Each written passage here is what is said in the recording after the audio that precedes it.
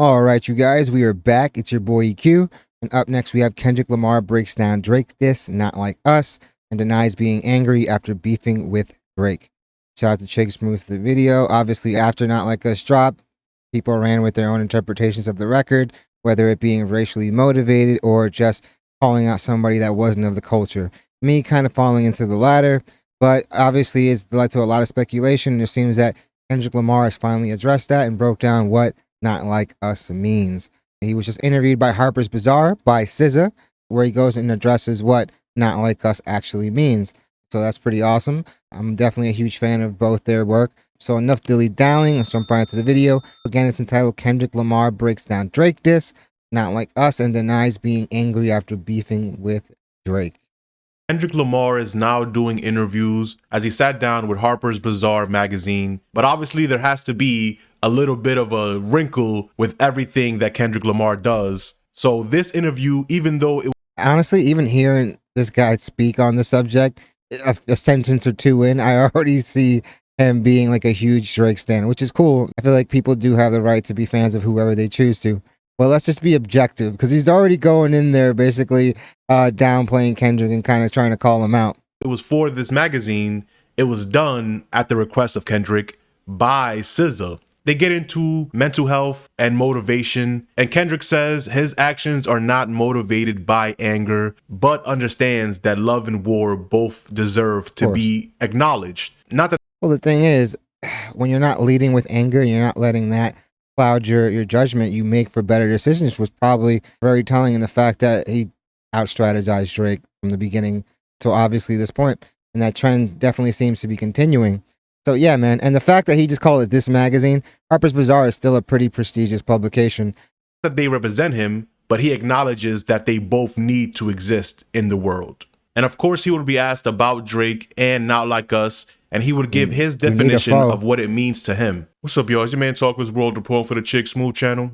We got to talk about this. SZA didn't waste any time. As soon as they sat down, she starts off saying, I want to ask you about your mental health. Do you feel like you suffer from mental illness or experience it ever? Or do you just feel like you're in a multitude of feelings and you're not putting a label on it? Kendrick would say, I grew up with that term.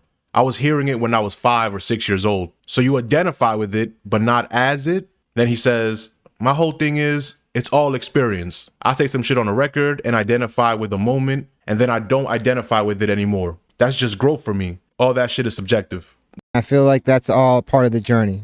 The growth is good. I know sometimes it is painful. Change could be very difficult, but definitely necessary. And of course, it's subjective, because it's like, who are we to say how this experience affects you, how you react to it? Can we be mad at somebody saying that something that used to affect them before doesn't affect them now because he's done the necessary work to grow? I don't see nothing wrong in that. Then SZA says, it's giving self-therapy, which Kendrick replies, I think it's going back to my inner child, right? I was trying to understand myself, trying to find people I could relate to, how to identify myself outside myself. It sounds crazy to a lot of people. I really can see myself out of my body. When I do that, I have no judgment towards it. It's too many eyes on me to not remove myself. That shit is scary to anybody else. Which SZA focuses on and asks, are you scared? And he would say, no, because I've learned that I can't identify with my performances on stage. I can't hold my true whole identity to that person who's on stage. Because if I did, that means I would judge every movement, every time I mess up a lyric, every time I'm off key. It's too much to deal with. So I have to have a distance between the performer and the person I close my eyes and look at the ceiling with. I had to develop that tough skin at like 16 or 17 years old, not knowing it was not only for my career, but for myself. It's mentally ill for sure. And then the conversation. Of course, you have to detach yourself like that. It's like an athlete having a bad game. It's all about how you pick yourself up for the next performance. This is definitely somebody that, yeah, he understands that he has his flaws, but it's about working on them, and it's about not beating yourself up. It's honestly, for as an artist, especially a commercial artist, it's best to detach yourself, because sometimes when you make that crap your baby, like anything anybody says, like critically anyway, is going to affect you negatively. If somebody's saying, hey, this was subpar, and you're looking at it as your child, you're going to look at this person like they're trying to hurt your feelings. Because if you are looking at it as like, all right, this is my baby, this is my child, which in parts it is your creation. But once you put your art out there for public consumption, it's open to not just praise, but for criticism as well.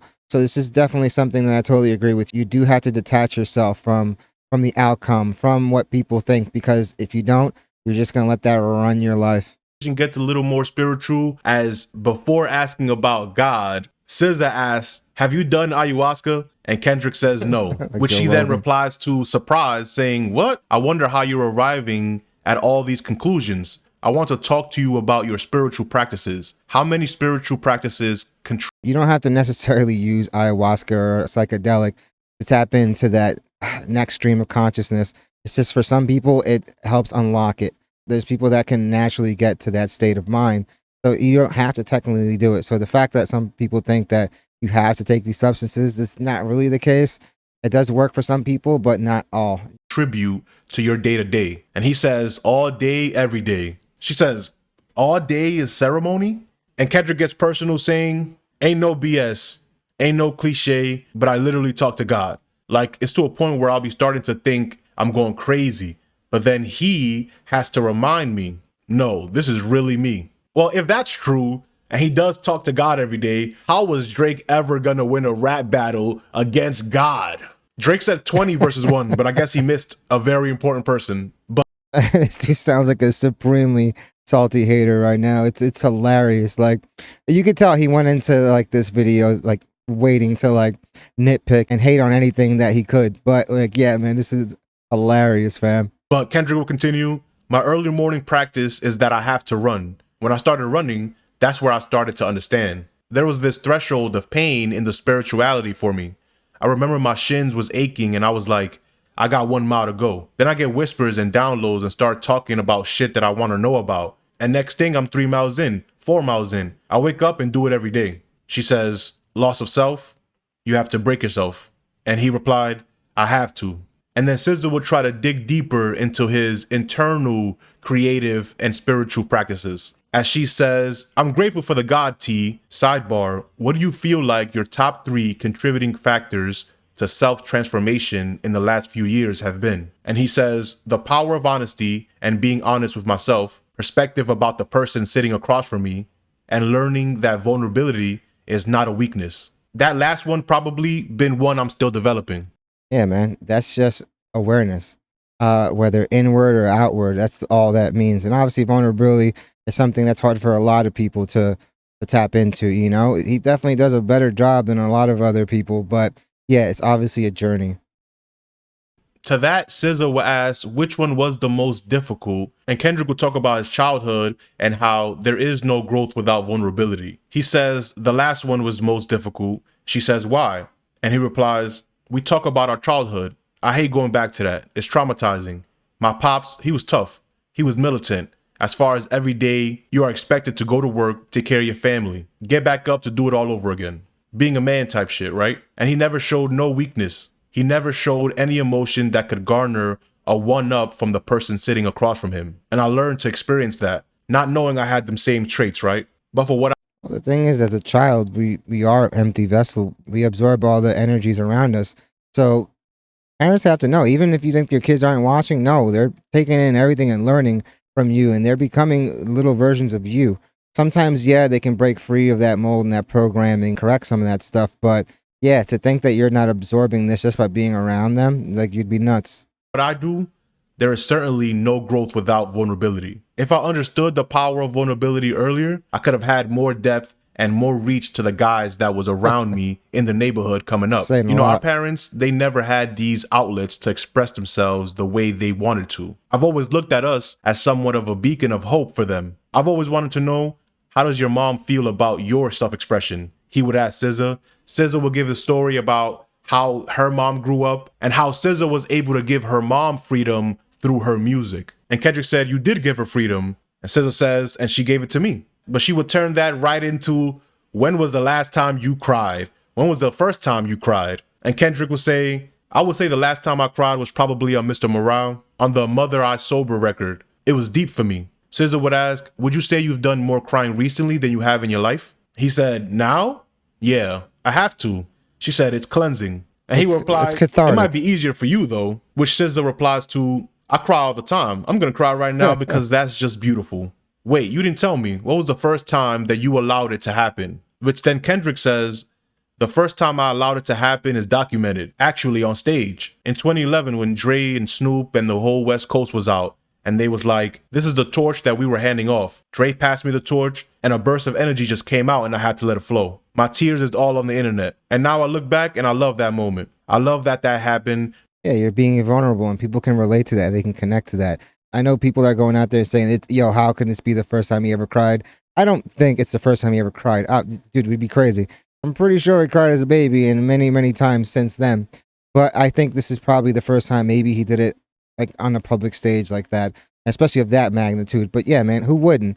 You're basically getting the torch passed to you by your heroes. Like, yeah, man, that's going to elicit that type of emotional response in anybody, fam. Because it showed me in real time expressing myself and seeing all the work that I put forth actually come to life in that moment. And for those of you who don't remember, here is that moment. Nigga, you got the torch, nigga. You better run with it. Legendary moment. Run with it, nigga, because it's yours.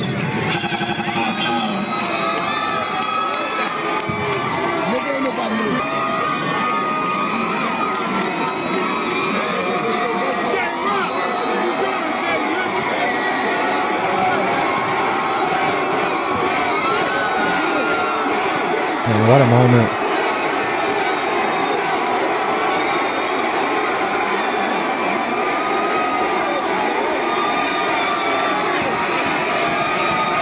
Yeah, the energy in that room is crazy. Like, obviously, man, like, look who he's surrounded by. These are people that he's considered heroes. So to get this type of validation from them, you know it's going to mean the world to him. And this is definitely somebody that is a lover of the culture. This is somebody that genuinely wants to be the best at his craft. Like, he loves rap. He loves hip hop, which is why I feel like he's ready to get competitive with anybody in the game.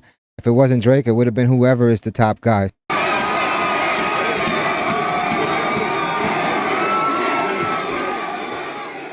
Then after a couple more questions, she will get right into the real question that we all want to know. Can I ask you a hyper masculine question? You can also tell me to shut the F up. What does I don't know if asking like what not like us means is hyper masculine, but I'll let it rock. not like us mean to you?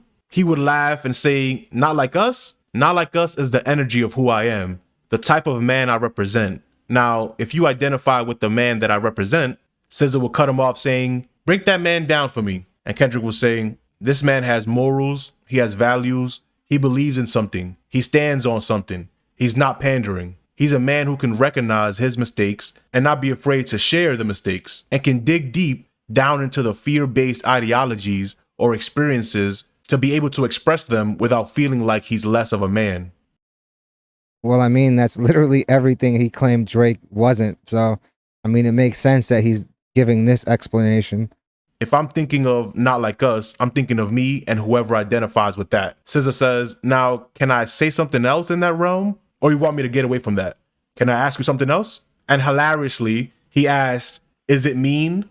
She says, no, it's more like, I thought it was really interesting that there was any consensus at all that you might be an angry individual. For me, I don't find that any energy that comes from you comes from an angry place. And actually, the last hour and change pretty much solidifies that it's almost from a monk-like place. So when you feel the surge of energy in records like that, where is the root? Is it anger? And he would say, I don't believe I'm an angry person, but I do believe in love and war. And I believe they both need to exist. And my awareness of that allows me to react to things, but not identify with them as who I am. Just allowing them to exist and allowing them to flow through me. That's what I believe. Obviously, the old saying is all is fair in love and war. So this is honestly why he didn't hesitate to continue the direction that Drake honestly set the whole beef on when he started mentioning things that were a little more personal. And it's obviously something that Kendrick was like fine with not doing, but if he's going to take it there, it's just obviously apparent that what Kendrick said stuck a lot more than what anything that Drake said.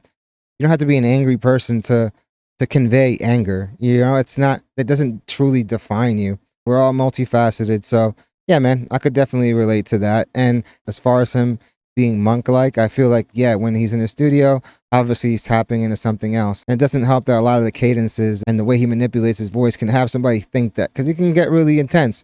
But I don't really think that defines him. And bringing up the awareness again is something that I want to say he prides himself on. He's definitely done a lot of work because, yeah, that's how you move the way he moves when you're aware of yourself and the environment and the changes in the environment and you react accordingly. So to me, that makes all the sense in the world. And SZA says, I'm going to quit while I'm ahead before Probably I say gonna- something crazy. If you Do believe you what you think said SZA about did a Drake, great job when she's done doing music? Is being an interviewer or having a podcast something that you would want to see in her future? Let me know in the comment section. But her doing well here does not mean she would not have any backlash, as someone would say. So let me get this straight. SZA, who was on For All the Dogs twice, 2 times, and known Drake for 10 years personally, interviewing Dot, her former label mate, about the PDF trafficking song. I don't really. Yeah, they dated, I want to say like briefly, but you don't really know a person like that after a few dates, you know? And honestly, over the course of that amount of time, who knows what type of tendencies people like build after the fact. So I can't get down with like the argument that like she personally knew this guy. I feel like they went on a few dates, it ended there, and yeah, they just grew in different directions, obviously. Just because you went on a date or two with somebody doesn't mean you would know the inner workings of their life and what they get down to when no one's around. So I don't really think you could run with that argument. This one really doesn't make sense. Like, yeah, at all. And she just didn't know his sick ass behavior the entire time? Do you agree with this? What do you think about the situation? There's tons of people that are hiding secret lives from their loved ones. So I'm not going to run with the fact that, like, just because you went on a date with somebody once or twice means you know this person. Not at all. Like, that one date or two, you can fake who you are for a date or two. Not saying that's what happened, but his explanation was brief, and all it really said was things that we kind of already knew. That he sees Drake as somebody that doesn't have the morals, or he doesn't have like the integrity that he has. So yeah, to me, that's nothing shocking. I would have expected, honestly, that's what I expected him to say. He didn't go into the record too deep, but I feel like at this point, it's pretty much cut and dry. Well, the lyrics speak for themselves, and at the end of the day, yeah, he doesn't hate this guy, but he definitely doesn't like Drake or the stuff he stands for, because just by his explanation alone, like, all right, the us that he's speaking about are people with values, with morals, with integrity. And if you listen to the rest of the record, it honestly conveys just that. The fact that Drake is not of that. It's not about the fact that he's biracial. It's not about the culture. Like, even though I feel like that's still obviously a thing because he has referenced that. But I feel like the biggest thing is that, yeah, he doesn't think Drake is a stand-up dude. He basically calls him the antithesis of what he is. But definitely let me know in the comments what you guys think. What do you guys think about the breakdown? I think it was a dope interview. It definitely conveys what he's been painting as the profile of who he is. So none of this is out of the ordinary. But definitely let me know what you guys think. What do you guys think about SZA's interview skills? And also, do you think he's either angry and or hates Drake? Or what do you think is the deal with that? It could just be, yo, dude, I don't like you, what you stand for. But I don't feel strongly enough to say that I hate you, you know? But definitely let me know in the comments what you guys think. Definitely hit the like and subscribe button, guys. It does the channel wonders. Thank you guys so much for watching. Like, the last like week and a half of videos have been doing amazing. And honestly, it's all thanks to you guys. So I'm super excited with putting out more content. Like, dialogues in the comments are always freaking amazing. So definitely let's keep that up. I'm really excited to see what you guys have to say about this one. And yeah, hope you guys love the video, and I hope to see you guys soon. Drake Stan is going to come out heavy for this one, fam.